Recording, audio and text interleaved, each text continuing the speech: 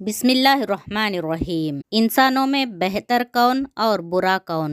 حضرت ابو ہریرہ رضی اللہ تعالیٰ عنہ سے روایت ہے، ایک شخص نے عرض کی، یا رسول اللہ صلی اللہ علیہ وسلم، لوگوں میں سب سے بہتر کون ہے؟ آپ صلی اللہ علیہ وسلم نے فرمایا، جس کی عمر لمبی ہو اور نیک عمل کرے۔ پھر پوچھا، سب سے برا کون ہے؟ آپ صلی اللہ علیہ وسلم نے فرمایا، جس کی عمر لمبی ہو اور عمل برا ہو۔ اس کا مطلب ہے کہ آدمی کی عمر لمبی ہونا اللہ کی ایک نعمت ہے، لیکن اسے بہتر انسان بننے کے لیے اس کے عمل بھی نیک ہونے چاہیے، ورنہ لمبی عمر ہونے کے باوجود اگر عمل برے رہے تو وہ سب سے برا انسان ہوگا۔ آپ صلی اللہ علیہ وسلم کا ارشاد ہے، دعا ہی عبادت ہے۔ اور پھر نبی پاک صلی اللہ علیہ وسلم نے قرآن پاک کی یہ آیت پڑھی۔ ترجمہ: اور تمہارے رب نے فرمایا، مجھے پکارو، میں تمہاری دعاؤں کو قبول کروں گا۔ دعا بھی عبادت کا ایک حصہ ہے۔ اللہ تعالیٰ اپنے بندوں سے وعدہ کرتا ہے، اگر تم دعا کرو گے تو میں تمہاری دعاؤں کو ضرور قبول کروں گا۔ سبحان اللہ۔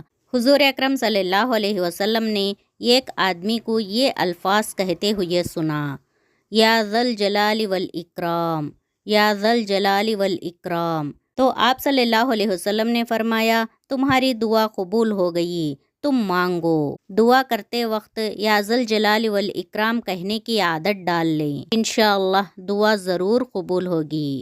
حضرت مالک بن دینار رحمۃ اللہ علیہ نے ایک مرتبہ کسی یہودی کی مکان کے قریب آپ نے کرائے پر مکان لے لیا، اور آپ کا حجرہ یہودی کے دروازے کے سامنے تھا۔ چنانچہ یہودی نے دشمنی میں ایک ایسا پرنالہ بنوایا جس کے ذریعے پوری گندگی آپ کے مکان پر ڈالتا رہتا۔ آپ کی نماز کی جگہ ناپاک ہو جایا کرتی، اور بہت عرصے تک وہ یہ عمل کرتا رہا، لیکن آپ نے کبھی شکایت نہیں کی۔ لیکن ایک دن یہودی نے خود آپ سے عرض کیا کہ میرے پرنالے کی وجہ سے آپ کو کوئی تکلیف نہیں؟ حضرت مالک بن دینار رحمۃ اللہ علیہ نے فرمایا، تیرے پرنالے سے جو غلاظت گرتی ہے اس کو جھاڑو لے کر روزانہ دھو ڈالتا ہوں، اس لیے مجھے کوئی تکلیف نہیں۔ یہودی نے کہا، آپ کو اتنی اذیت برداشت کرنے کے بعد بھی کبھی غصہ نہیں آیا؟ مالک بن دینار رحمۃ اللہ علیہ نے فرمایا، اللہ تعالیٰ کا یہ حکم ہے کہ جو لوگ غصے پر قابو پا لیتے ہیں، نہ صرف ان کے گناہ معاف کر دیے جاتے ہیں بلکہ انہیں ثواب بھی حاصل ہوتا ہے۔ یہ سن کر یہودی نے عرض کیا کہ یقیناً آپ کا مذہب بہت عمدہ ہے، کیونکہ اس میں دشمنوں کی اذیتوں پر صبر کرنے کو اچھا کہا گیا ہے، اور آج میں سچے دل سے اسلام قبول کرتا ہوں۔ سبحان اللہ۔ یہ ہے اصلی اسلام کی تعلیمات۔ جو ہم سے برا سلوک بھی کرے ان سے اچھے اندازے میں پیش آنا چاہیے اور اپنے غصے پر قابو پانا چاہیے۔ جو اپنے غصے پر قابو پا لیتا ہے وہ دین اور دنیا دونوں میں کامیاب ہو جاتا ہے۔ حضرت عائشہ رضی اللہ تعالی عنہا سے روایت ہے کہ رسول اللہ صلی اللہ علیہ وسلم نے فرمایا، رشتہ داری عرش کے ساتھ لٹکائی ہوئی ہے، اور کہتی ہے کہ جس نے مجھے جوڑا اللہ اسے جوڑے گا، اور جس نے مجھے توڑا اللہ اس سے دور ہوگا۔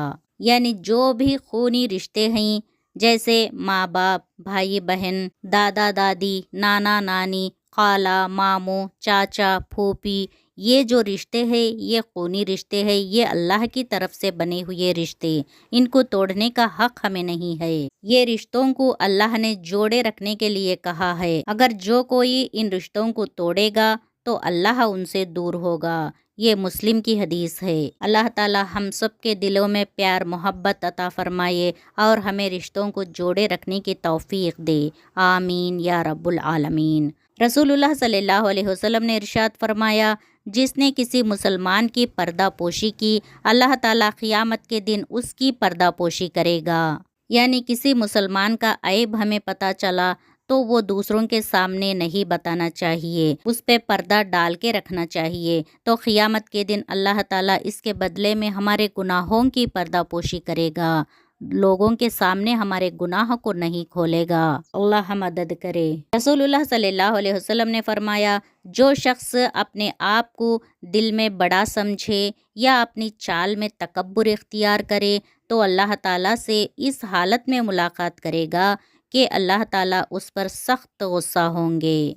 कभी भी किसी भी इंसान को अपने आप को बड़ा नहीं समझना चाहिए और तकब्बुर नहीं करनी चाहिए, क्योंकि जिसके बारे में वो तकब्बुर कर रहा है यानी माल और दौलत या हुस्न या उसकी ताकत, ये सब अल्लाह की दी हुई चीज़ें हैं। इसलिए अल्लाह की दी हुई किसी भी नेमत पर तकब्बुर करना अल्लाह को पसंद नहीं है। अगर ऐसा करेगा तो क़यामत के दिन जब अल्लाह से मुलाकात होगी उस वक्त अल्लाह उस पर बहुत गुस्सा होगा, बहुत नाराज़ होगा। अल्लाह ताला हमें तकब्बुर से बचाए, आमीन। हुज़ूर सल्लल्लाहु अलैहि वसल्लम ने फरमाया, बंदा जितना भी कोई मुसीबत ज़दा हो, परेशान हो, ये पढ़ेगा तो अल्लाह ताला उसकी सारी परेशानियाँ दूर करेगा। बिस्मिल्लाहिर्रहमानिर्रहीम, ला इलाहा इल्ला अंता सुब्हानका इन्नी कुन्तु मिनज़ ज़ालिमीन। जब भी परेशान हो तो ये आयत पढ़ते रहा करे, इंशाअल्लाह ज़रूर परेशानी टल जाएगी।